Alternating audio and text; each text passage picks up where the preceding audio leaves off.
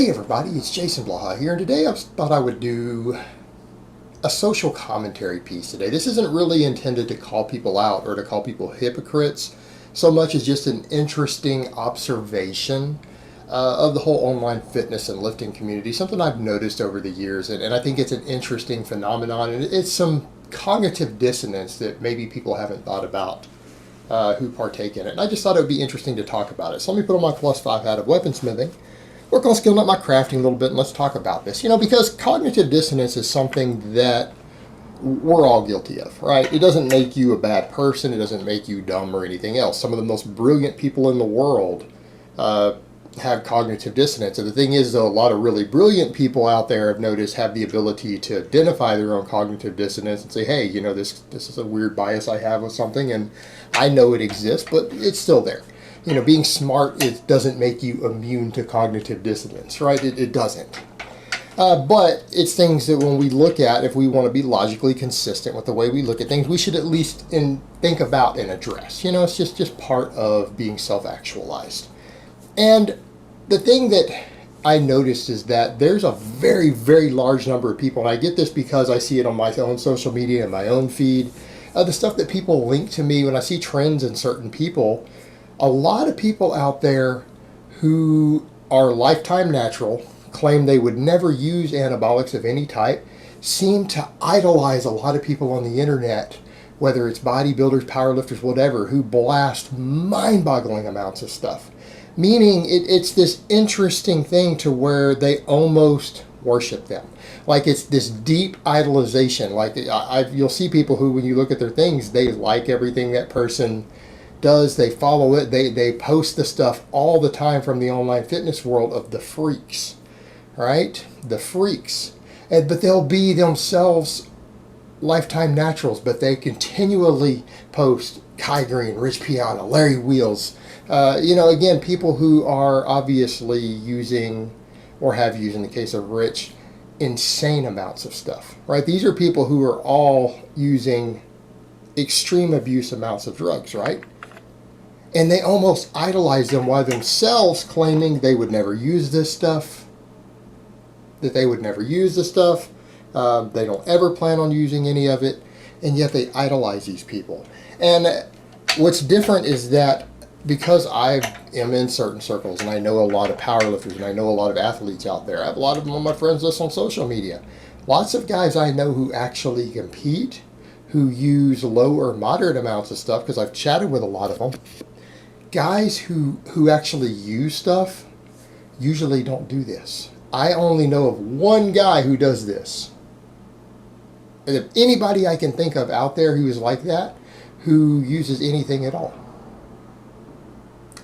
People who actually usually use a bit of gear don't idolize any of the guys who really abuse, because they know the game. They know that deep down they're like, I train hard, I compete.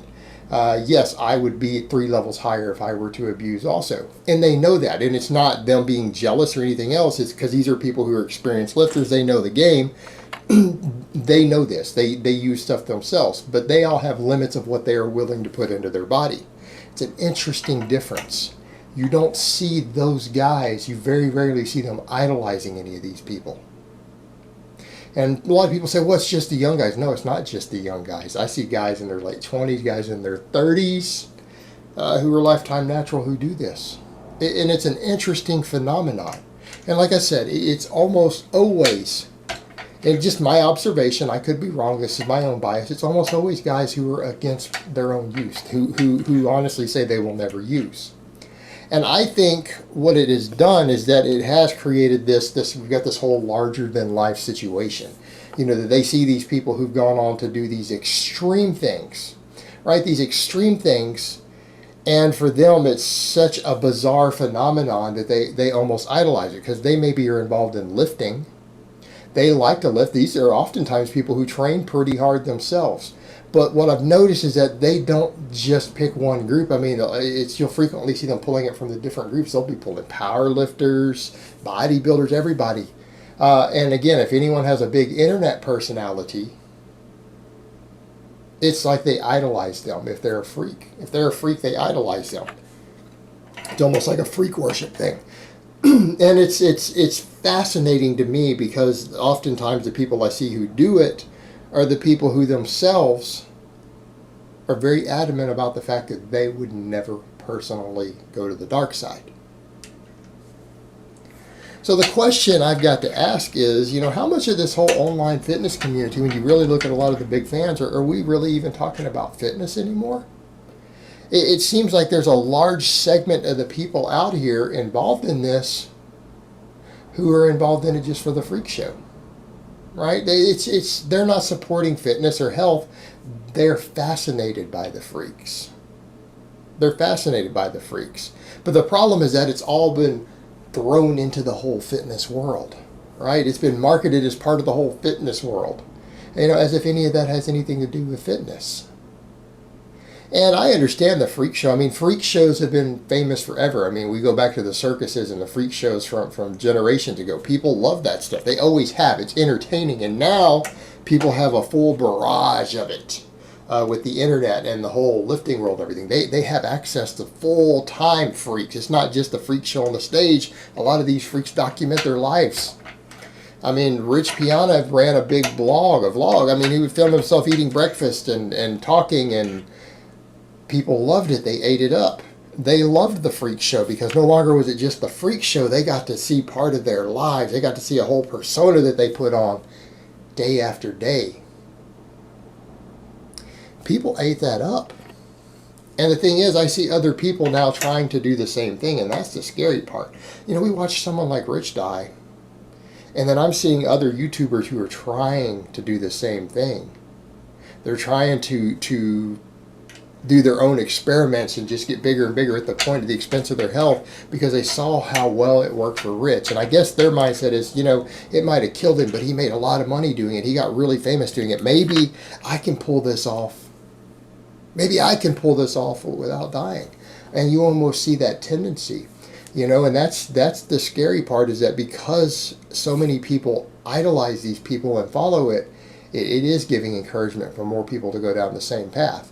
And I mean, who am I to judge what someone chooses to do with their life? Again, this is just an observation. Again, I'm making a social commentary. You know what? At the end of the day, I can't tell you what's right or wrong for your life. Is it my place to tell someone who ends up making several $1 million on social media and the internet, but dies in their 40s, but they lived the life that they wanted?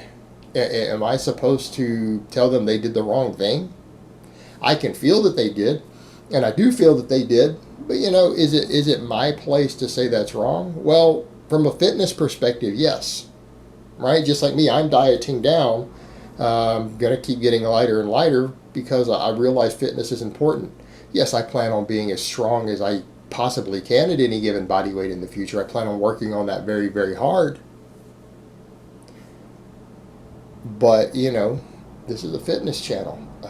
But that's the whole point, is that we have this whole freak show and has been embedded in the fitness community, and they go to things that are called fitness expos even, and it's part of the fitness world. But we have this whole freak show entertainment element to it that is so much the opposite of fitness. And you have people who then are themselves obsessed with fitness, who get caught up in the entertainment freak show of it also. And it's just an interesting thing to observe. It's an interesting thing to observe. It really is, because you got to wonder, these people are so enamored, and they almost, again, sometimes idolize, almost worship in some cases, the absolute freaks, while themselves considering themselves to be very fitness-oriented people oftentimes. And not all of them. You see a lot of the very fitness-oriented people who are in fantastic shape and strong and everything who completely disavow the freak show. So you do have the other extreme too. And I'm not talking about those people because there's a logical consistency there, right? Those people are being logically consistent there.